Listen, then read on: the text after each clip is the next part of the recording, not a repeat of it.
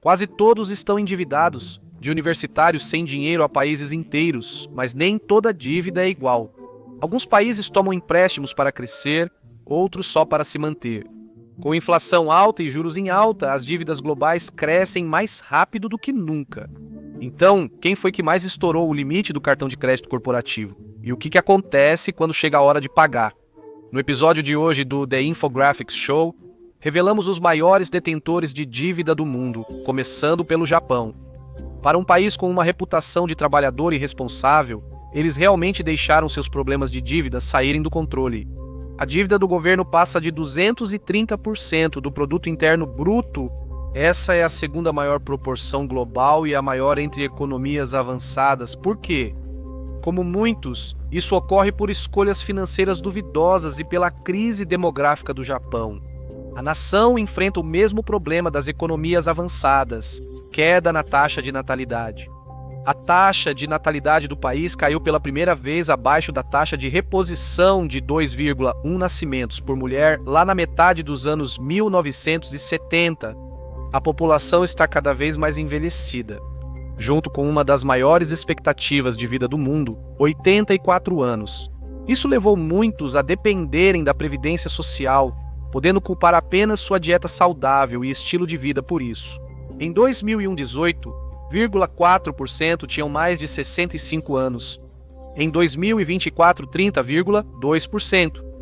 Esse número deve atingir 36,7% até 2045, quase 2/5 da população.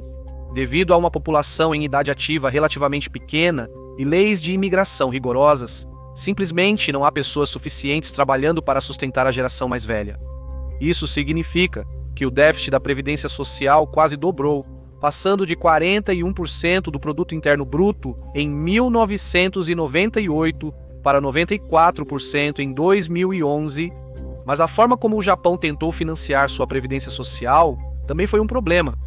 O Japão possui grandes reservas da Previdência Social, que cresceram de 36% do Produto Interno Bruto em 1997 para 60% em 2023, mas, em vez de usar essas reservas para a Previdência Social, eles emitem títulos. Por quê?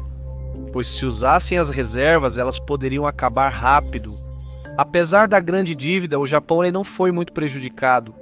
Isso ocorre devido à alta poupança interna, economia estável e porque a maior parte da dívida é mantida pelo Japão. O Japão costuma buscar condições favoráveis e certo alívio.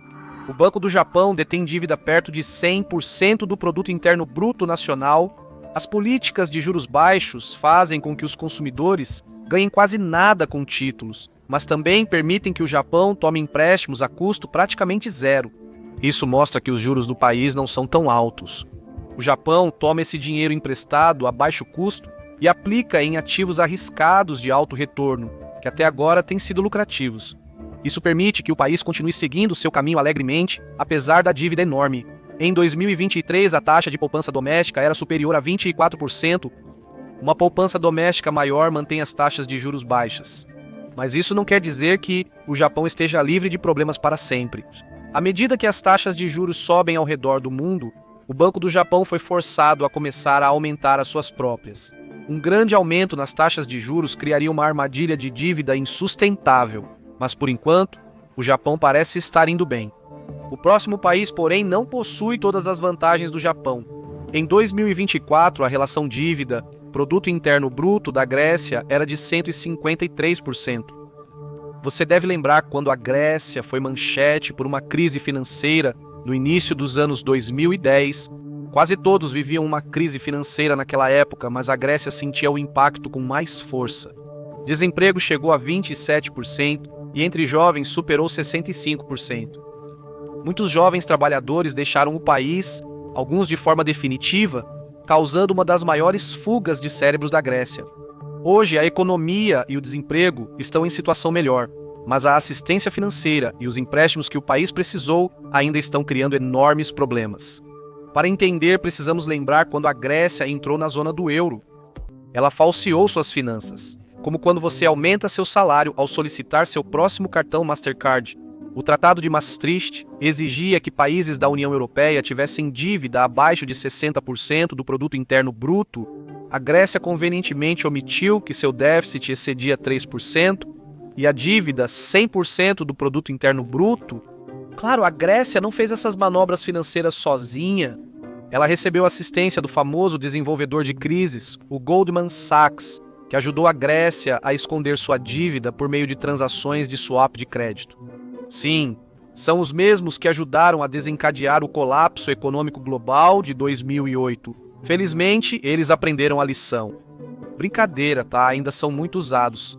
Temos certeza de que ficará tudo bem, pelo menos para quem trabalha no Goldman Sachs.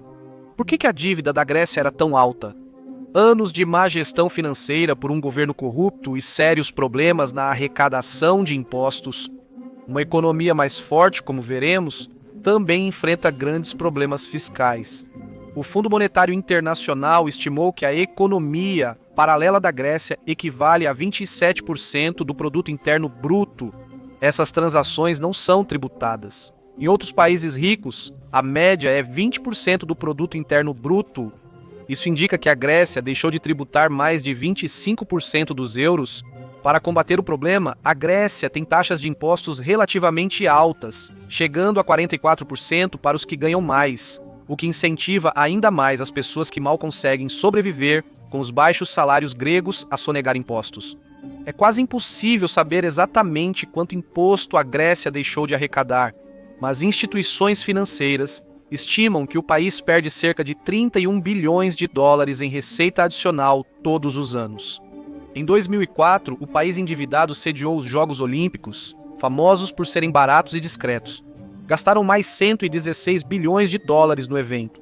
E isso elevou a relação dívida-produto interno bruto para 1.106%, o que fez com que a Comissão Europeia começasse a monitorar suas finanças.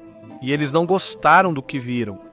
Com a crise econômica global anos depois, a economia da Grécia colapsou e sua dívida chegou a 180% do produto interno bruto em 2017. A Grécia de fato se sacrificou para quitar essa dívida. Geralmente causa revolta interna, pois as pessoas sentem o impacto com pensões baixas, benefícios menores e problemas salariais diante do custo de vida. Agora, o governo afirma que pode quitar todos os empréstimos do primeiro resgate até 2031, 10 anos antes do previsto. Ainda será difícil quitar o restante da dívida, mas é um começo. Ao contrário do país vizinho, que não pode ser resgatado se cair no abismo, a Itália tem dívida de 140% do produto interno bruto. O crescimento econômico lento agravou a situação, e a dívida alta também reduz o potencial de crescimento. O problema com a Itália é que ela é um país do G7 e uma grande economia europeia. Diferente de países como Grécia e Portugal, se a dívida italiana causar um colapso, não há como resgatá-la. Em 2022, a dívida do governo era de 25 trilhões de euros. Atualmente, a da Grécia é cerca de 400 bilhões de euros. Então, por que a Itália tem tanta dívida? Curiosamente, a Itália não ter feito empréstimos na última crise pode ter causado a explosão de sua dívida depois. Países que tomaram empréstimos com a Troika, Fundo Monetário Internacional, Banco Central Europeu e Comissão Europeia conseguiram se recuperar e organizar suas finanças. Mesmo tendo sido uma relação conturbada na época, esses países incluem Portugal, Espanha e Grécia. Como os choques financeiros e imobiliários na Itália não foram graves, o país não pediu empréstimos. Agora, seu crescimento financeiro está atrasado. Nos anos pós-crise financeira e pré-pandemia, o crescimento da Itália ficou entre 0% e 16%. Em 2023 e 2024, teve um crescimento médio de 0,7%. Para um país que há 20 anos estava quase no mesmo nível da França e da Alemanha, em termos de produto interno bruto, isso é um desenvolvimento preocupante. Em 2000, o produto interno bruto da Itália passava de 20 mil dólares americanos, e o da Alemanha era quase 24 mil dólares americanos. Em 2023, Itália atingiu 39 mil dólares americanos e Alemanha, dólares americanos 54.300. A produtividade italiana deixou de crescer nos anos 1990. Anos de subinvestimento em educação, infraestrutura e tecnologia deixaram a economia da Itália estagnada. O resultado é uma força de trabalho pouco qualificada, burocracia excessiva e um judiciário lento e ineficaz para resolver disputas comerciais ou de propriedade. Enquanto outras economias avançadas têm alguns desses problemas, quase nenhuma delas tem todos esses problemas. Por isso, nos últimos 20 anos, a Itália tem sido um dos piores desempenhos econômicos da União Europeia. A estagnação mantém a relação dívida-produto interno bruto em alta. Francesco Saraceno, um professor de economia na Universidade Luiza, em Roma, diz que a Itália escolheu o modelo de crescimento errado lá nos anos 1980 para responder à globalização. Tentamos competir com os mercados emergentes, reduzindo custos, em vez de seguir o exemplo alemão de investir em produção de maior qualidade. E os resultados deprimiram a economia, levando a disputas políticas, fragmentação e a uma considerável quantidade de sentimento anti-União Europeia. Isso também assustou investidores que nem sabem se a Itália quer seguir na União Europeia a longo prazo. Se você acha que a União Europeia tem problemas, espere até sairmos dela. Apesar de o Líbano ter problemas maiores que a dívida, isso não facilita a vida. Isso é alimentado pelo caos político, que por sua vez só empurrou o país ainda mais para o endividamento.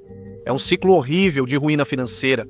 O problema da dívida do Líbano é menos uma crise econômica e mais um colapso total. Quando os protestos começaram em 2019, a libra libanesa valia quase 1.500 por dólar. Em 2022 caiu para quase 30 mil, perdendo 95% do valor. O produto interno bruto do Líbano caiu de 55 bilhões em 2018 para 20 bilhões de dólares americanos em 2023. Com o colapso econômico, a pobreza saltou de 12% em 2012 para 73% em 2024. Não se trata só de baixa renda. Essas famílias não têm o básico, como assistência médica, educação, eletricidade, comida ou, às vezes, tudo isso ao mesmo tempo. Em menos de uma década, o Líbano caiu de um país de renda média para um país pobre. O colapso ocorreu devido ao estado de emergência econômica declarado em setembro de 2019, e isso levou à proposta e imposição de impostos severos, incluindo o infame imposto sobre o WhatsApp. E manifestações amplas. Desde outubro de 2019, libaneses de várias religiões, posições políticas e etnias se uniram por estarem exaustos com seu governo. Mais de 100 incêndios florestais atingiram o Líbano ao mesmo tempo, causando grande devastação. As raízes da crise remontam a 1997, quando o Líbano atrelou sua moeda ao dólar americano. No curto prazo, funcionou. Após 15 anos de guerra civil, o país precisava de estabilidade, pois sua moeda estava em caos. Mas essa solução gerou custos futuros. Estar atrelado a uma moeda forte afundou o mercado de exportação, inundou o país com importações baratas e destruiu o setor industrial. De 24% do produto interno bruto em 1997 para 14% em 2016, resultando em dívida, produto interno bruto de 195% e um sistema financeiro que economistas chamam de esquema Ponzi regulado. Apesar de ser uma melhora em relação aos 357% de 2021, ainda é um desastre financeiro. Mas a situação no Líbano parece coisa de criança. Comparado ao Sudão, que carrega dívidas esmagadoras equivalentes a 272% do seu produto interno bruto, tornando-o o país mais endividado do mundo. E, sem surpresa, a guerra civil violenta em andamento não ajudou em nada. Como várias ex-colônias, os problemas do Sudão começaram nos anos 1970 com crédito fácil, empréstimos de potências globais e bancos internacionais que depois precisariam ser pagos. O Sudão recebeu muita ajuda porque se posicionou como aliado do Ocidente dentro do mundo árabe e do chifre da África. Era o melhor dos tempos, logo virando o pior. O algodão, principal exportação do Sudão, tinha bons preços. As instituições tinham muito dinheiro por causa do petróleo caro e os bancos privados davam empréstimos, como se não houvesse amanhã. Mas ele chegou e a generosidade não durou. Enchente, em 1978, devastou plantações e propriedades no Sudão. Depois, juros dos Estados Unidos da América subiram. Pagar a dívida ficou impossível. Depois, Fundo Monetário Internacional, Banco Mundial e outros impuseram austeridade e privatização a várias economias em desenvolvimento. ou seja, programas de ajuste estrutural. Isso é algo que muitos economistas agora consideram um completo fracasso, além de mais empréstimos. Ótima ideia! Essas medidas só destruíram as economias dos países e aumentaram o desemprego, a pobreza e a inflação. Esses países ficaram com dívidas enormes e as medidas de austeridade tornaram o presidente Jafar Nimiari impopular. Governos surgiam e se alternavam rapidamente, como se o Sudão vivesse um speed dating político. Todos seguiram os conselhos do Fundo Monetário Internacional, o que manteve a economia em queda e aumentou a dívida. Eventualmente, em 1989, um governo islamista assumiu o poder e o Ocidente virou as costas para o Sudão, aparentemente para sempre. Uma série de sanções do Ocidente oprimiu ainda mais a economia. O Sudão do Sul se separou em 2011 e levou 75% da produção de petróleo do Sudão, causando problemas ao país. O Sudão já enfrentava muitos problemas e, em 2023, ainda começou uma guerra civil. O conflito no Sudão já matou pelo menos 150 mil pessoas. Desde 2019, já havia violência, o que deslocou quase 12 milhões de pessoas, outros 25 milhões enfrentam fome. A dívida do Sudão parece irrecuperável. Para uma nação lutando para sobreviver, isso não é prioridade. E os outros países? Se falamos da América do Sul, precisamos citar a Argentina. Os Estados Unidos recentemente anunciaram um plano para ajudar a resgatar a Argentina com 20 bilhões de dólares. O país tem alternado entre dívida e calote há décadas. Como isso aconteceu com uma economia antes considerada das mais promissoras da América Latina? Bem, nos últimos anos, o valor do peso argentino despencou. No fim de 2019, um dólar valia cerca de 60 pesos argentinos. Em outubro de 2025, um dólar supera 1.300 pesos argentinos. A dívida, produto interno bruto, era de cerca de 85% em 2024. Não é ótimo, mas está longe das dívidas astronômicas vistas até agora. Por que a dívida da Argentina é tão perigosa?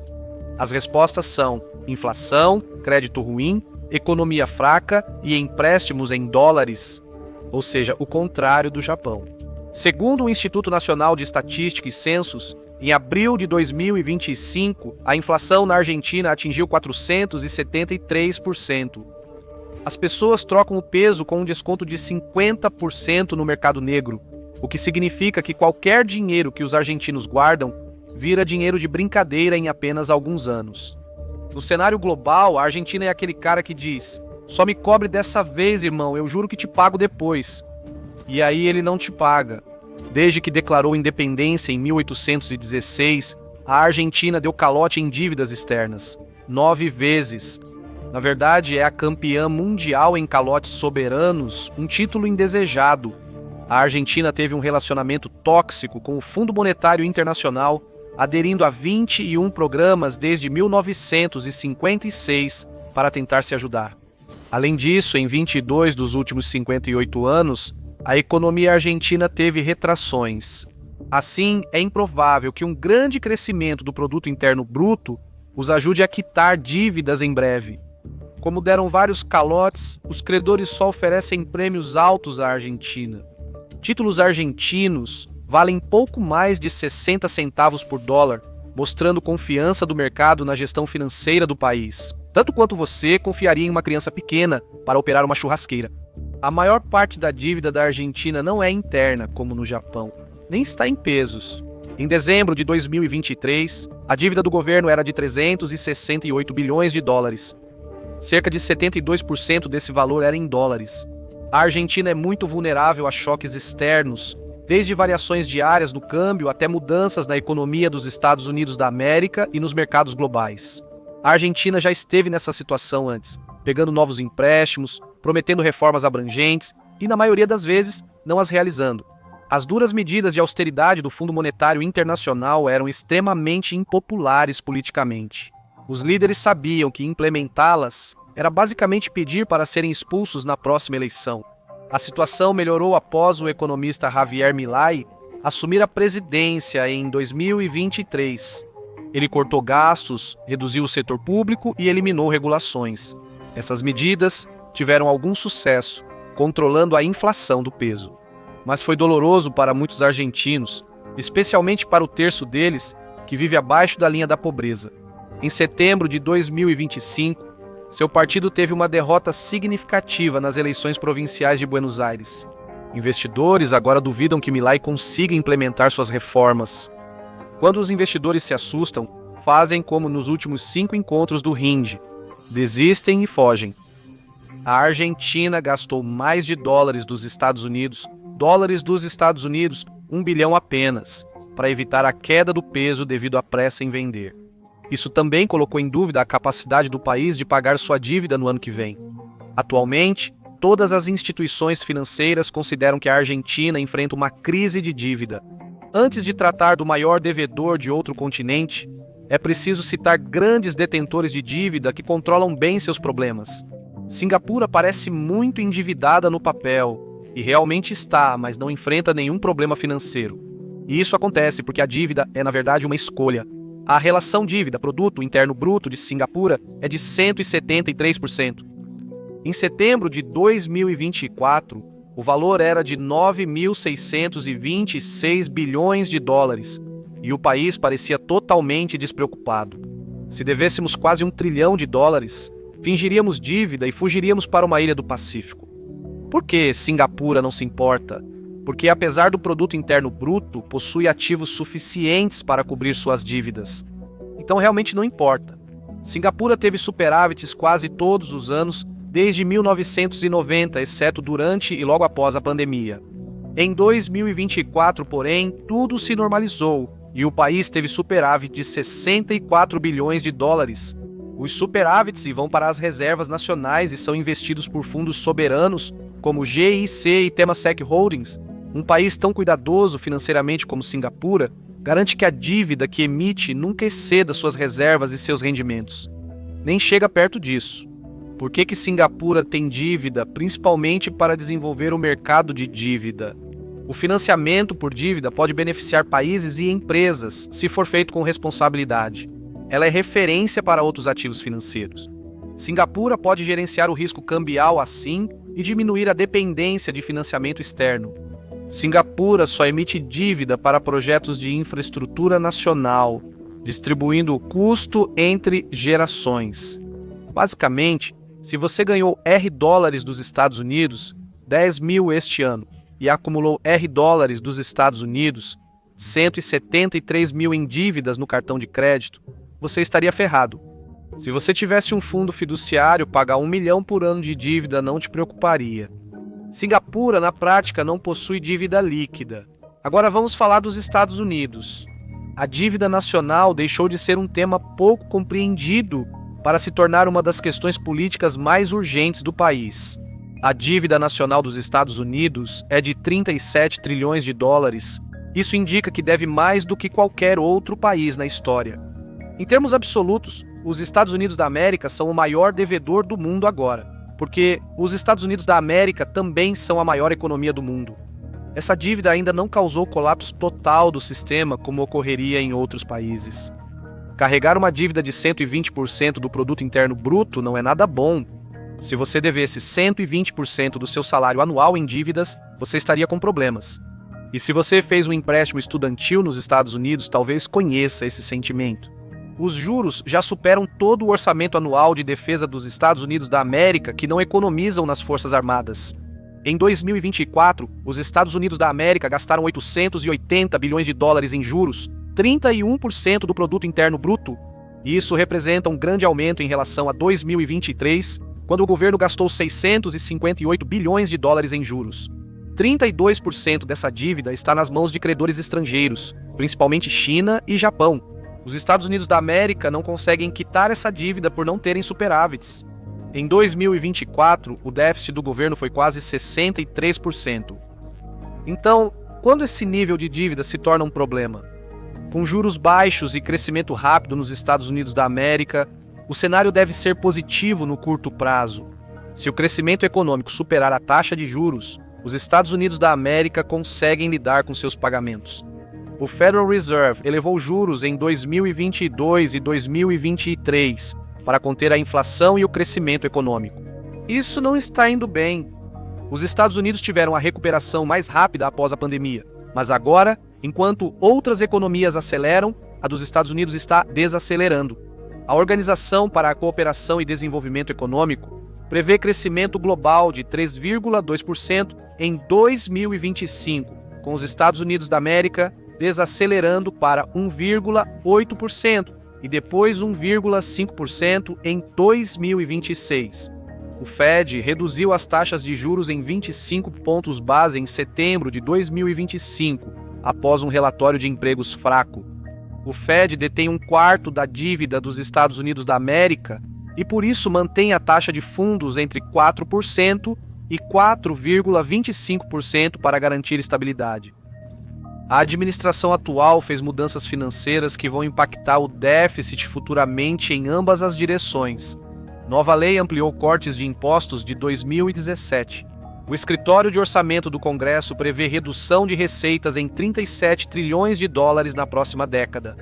Já os cortes orçamentários previstos reduzirão os gastos em 13 trilhões de dólares. O programa DOGE, criado para tornar o governo mais eficiente, cortou menos de 200 bilhões de dólares dos gastos. Novas tarifas devem elevar a arrecadação e apenas no primeiro semestre somaram 122 bilhões de dólares. Mas tem um porém: as tarifas desaceleram a atividade econômica, apertam o consumo dos consumidores e podem reduzir os lucros das empresas. Apesar dessas receitas e dos custos, prevê-se que os Estados Unidos da América aumentem o déficit nos próximos anos em bilhões de dólares além do que conseguem reduzir. Então, enquanto o Sudão leva o título de maior carga proporcional de dívida, os Estados Unidos da América levam o prêmio de maior montante total de dívida. Nenhum país deveria querer esses títulos. Vários países enfrentam dívidas, mas se a principal economia mundial quebrar, o impacto é global. Veja, e se a economia dos Estados Unidos da América quebrar? Para entender como tudo pode ruir rapidamente, clique neste vídeo.